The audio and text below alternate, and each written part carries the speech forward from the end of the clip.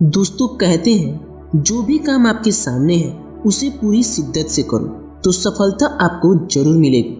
और यह example CV Raman पर बहुत ही सटीक बैठती है। आज हम बात करने जा रहे हैं भारत के प्रसिद्ध फिजिस्ट सीवी रमन के बारे में, जिन्होंने गुलाम भारत में जन्म लेने के बावजूद अपनी काबिलियत के दम पर न सिर्फ भारत में बल्कि पूरी दुनिया में अपना नाम कमाया। उनके द्वारा किए गए एक रिसर्च रमन इफेक्ट या रमन स्कैटरिंग आज दुनिया भर के विज्ञान की किताबों में मौजूद है, जिसके लिए 1930 में उन्हें नोबेल पुरस्कार से सम्मानित भी किया गया था।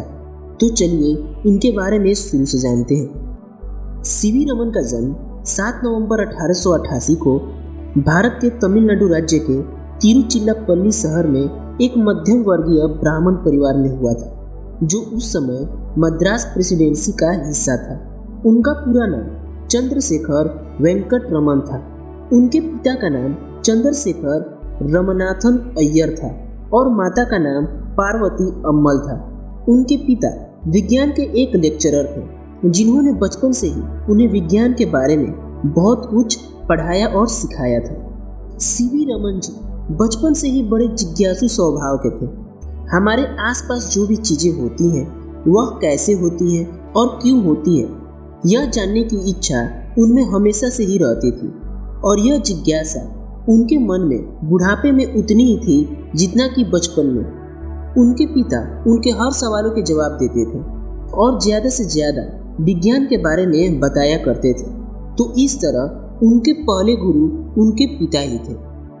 बात की जाए इनकी शिक्षा की तो सीवी रमन ने अपनी प्राथमिक और माध्यमिक शिक्षा तिरुचिरापल्ली से ही की थी और बाद में चेन्नई के प्रेसिडेंसी कॉलेज में दाखिला लिया, जहां उन्होंने 1904 में भौतिकी में स्नातक की डिग्री प्राप्त की। इसके बाद उन्होंने मद्रास विश्वविद्यालय में अपनी पढ़ाई जारी रखी, जहां उन्होंने 1907 में भौतिकी से मास्टर की डिग्री प्राप्त की। जब वे कॉलेज में गए तो उन्होंने कई तरह के रिसर्च किए और रिसर्च पेपर्स भी लिखे, लेकिन वहाँ मौजूद अंग्रेज प्रोफेसर्स ने उन्हें आगे बढ़ने नहीं दिया और इन्हें इस बात का एहसास होने लगा था कि अंग्रेज मुझे आगे बढ़ने नहीं देंगे और भारत के गुलाम होने के वजह से यहाँ पर किसी सामान्य इंडियन के द्वारा कोई रिसर्च करना या लोगों तक अपने रिसर्च को पहुँचाना बहुत ही कठिन है।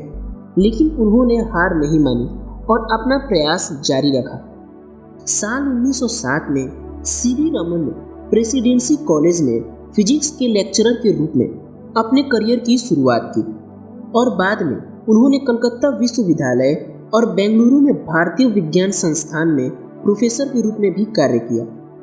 1933 में उन्होंने बेंगलुरु में रमन रिसर्च इंस्टीट्यूट की स्थापना की, जो भारत का एक प्रमुख रिसर्च संस्थान बना हुआ है। सीवी रमन का विज्ञान में सबसे महत्वपूर्ण योगदान 1928 में रमन इफेक्ट्स का खोज था। उन्होंने देखा कि जब प्रकाश की किरण एक पारदर्शी पदार्थ से गुजरती है तो उसका कुछ प्रकाश अलग अलग दिशाओं में बिखर जाता है। रमन ने पाया कि बिखरे हुए प्रकाश में से कुछ की तरंग दैर्घ्य आपतित प्रकाश से विभिन्न होती थी। इस घटना को अब रमन प्रभाव के नाम से भी जाना जाता है। इस खोज ने भौतिकी और रसायन विज्ञान में अनुसंधान का एक नया क्षेत्र खोल दिया और रमन को उनके काम के लिए 1930 में भौतिकी में नोबेल पुरस्कार से सम्मानित किया गया। इसके बाद इनको 1933 में Indian institute of science Bengaluru के डायरेक्टर बना दिए गए। इस पद को पाने वाले वह पहले भारतीय थे। उन्होंने वहां पर पहली बार फिजिक्स का डिपार्टमेंट बनवाया। वे चाहते थे कि इंडिया में रिसर्च का एक अच्छा माहौल बनाया जा सके और रिसर्च को आगे बढ़ावा मिले। अपने वैज्ञानिक कार्यों के अलावा रमन भारतीय स्वतंत्रता में एक सक्रिय समर्थक भी थे और 1928 में भारतीय विज्ञान कांग्रेस के अध्यक्ष के रूप में भी कार्य किया।